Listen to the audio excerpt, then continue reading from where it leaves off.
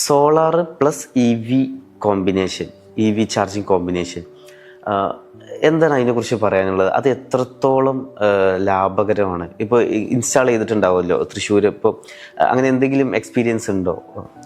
ഇപ്പോൾ E V customers എന്ന് പറഞ്ഞാൽ 90% സോളാർ പ്ലാന്റ് വെച്ചിട്ടുള്ള കസ്റ്റമേഴ്സ് തന്നെയാണ്. ഞങ്ങളൊരു സർവേ പോലെ ഞങ്ങൾ നടത്തി നോക്കി.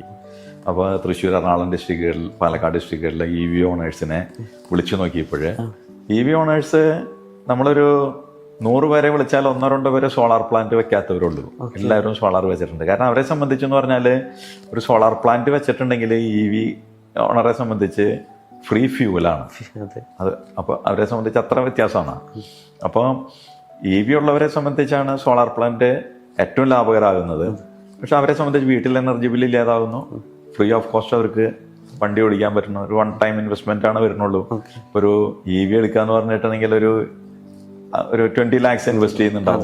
പക്ഷെ അതിനുവേണ്ടി പവർ പ്ലാന്റിനെ സംബന്ധിച്ച് അവർക്ക് ഒരു 2 lakh ആണ് അവിടെ ഇൻവെസ്റ്റ് ചെയ്യേണ്ടി വരുന്നുള്ളൂ. ഒരു ഓൺ ഗ്രിഡ് 5 kilowatt വെക്കുക എന്ന് പറഞ്ഞാൽ ഏറെക്കുറെ സബ്സിഡി കഴിച്ച് അത്രയാണ് ഇൻവെസ്റ്റ്മെന്റ് വരുന്നുള്ളൂ. 2,10,000 2 lakh ആ കോസ്റ്റേ വരുന്നുള്ളൂ.